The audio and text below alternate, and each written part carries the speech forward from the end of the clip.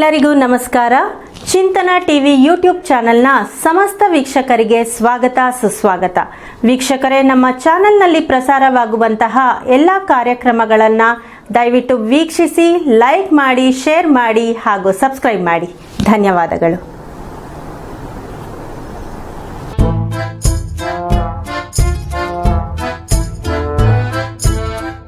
ಚಿಂತನ TV Harihara YouTube ಚಾನಲ್ನ ಎಲ್ಲ ವೀಕ್ಷಕರಿಗೆ ನಮಸ್ಕಾರ.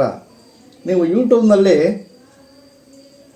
ನೋಡ್ತಿರ್ತೀರಿ, ಏನು ಬೇಡ ಅದೆಲ್ಲ ಬರ್ತಾ ಇರುತ್ತೆ. ಅದನ್ನು ಅವಾಯ್ಡ್ ಮಾಡೋದಕ್ಕೆ ಮತ್ತು ನಮ್ಮ ಅಪ್ಲೋಡ್ ಮಾಡಿದ ವಿಡಿಯೋಗಳನ್ನು ನೀವು ವೀಕ್ಷಣೆ ಮಾಡೋದಕ್ಕೆ ಯೂಟ್ಯೂಬ್ನಲ್ಲಿ ಸುಬ್ರಹ್ಮಣ್ಯ ನಾಡಿಗೇರ್ ಚಿಂತನ ಅಂತ ಇದೆ. ಅಲ್ಲಿ ನನ್ನ ಫೋಟೋ ಕೂಡ ಇದೆ. ಅದ್ರ ಮೇಲೆ ಕ್ಲಿಕ್ ಮಾಡಿ ನಾವು ಅಪ್ಲೋಡ್ ಮಾಡಿದ ವಿಡಿಯೋಗಳನ್ನು ವೀಕ್ಷಣೆ ಮಾಡ್ಬೋದು, ಸಲಹೆಗಳನ್ನು ನೀಡ್ಬೋದು ಮತ್ತು ಸಬ್ಸ್ಕ್ರೈಬರ್ ಕೂಡ ಆಗ್ಬೋದು. ದಯವಿಟ್ಟು ನಮ್ಮ ವಿಡಿಯೋಗಳನ್ನು ವೀಕ್ಷಣೆ ಮಾಡಿ ಮತ್ತು ನಮ್ಮ ಚಾನಲ್ಗೆ ಸಬ್ಸ್ಕ್ರೈಬರ್ ಆಗಿ ಸಹಕರಿಸಬೇಕು ಅಂಥೇಳಿ ಕೇಳ್ಕೊಳ್ತೇನೆ. ಧನ್ಯವಾದಗಳು.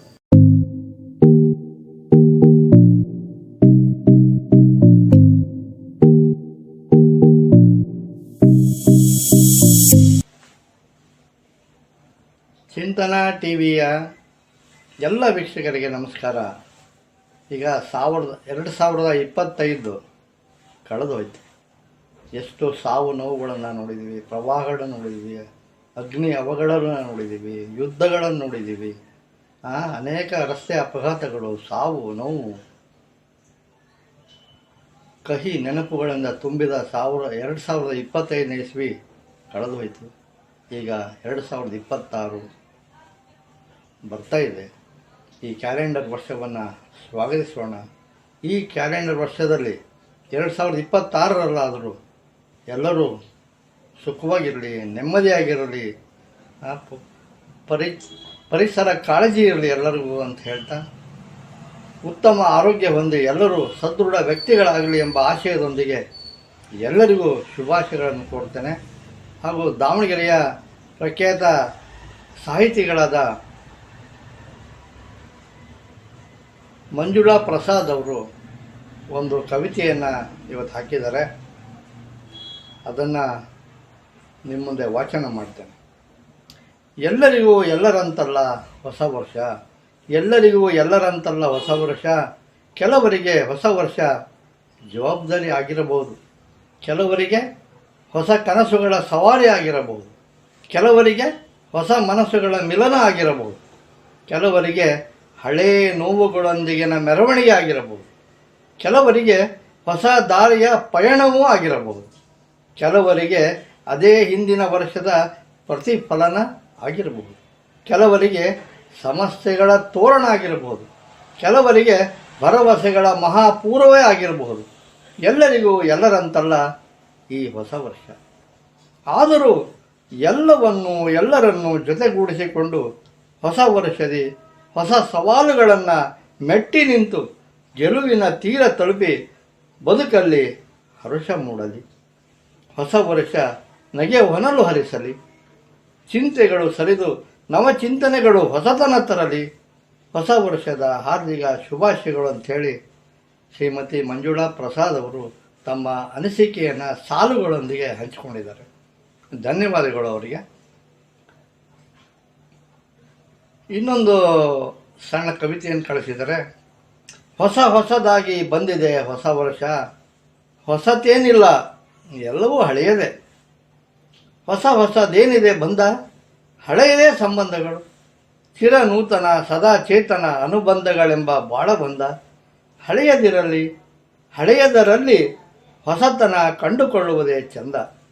ಹೊಸತಿರಲಿ ಹಳೆಯದಿರಲಿ ಮನಸ್ಸಿನ ಆಲೋಚನೆಗಳು ಸದಾ ನಿತ್ಯ ನೂತನವಾಗಿರಲಿ. ವರ್ಷದ ತುಂಬೆಲ್ಲ ನೋವಿಲ್ಲದ ಶುದ್ಧ ನಗು ಬಾಳ ಮೊಗದಲ್ಲಿ ಚಿಗುರುತ್ತಿರಲಿ.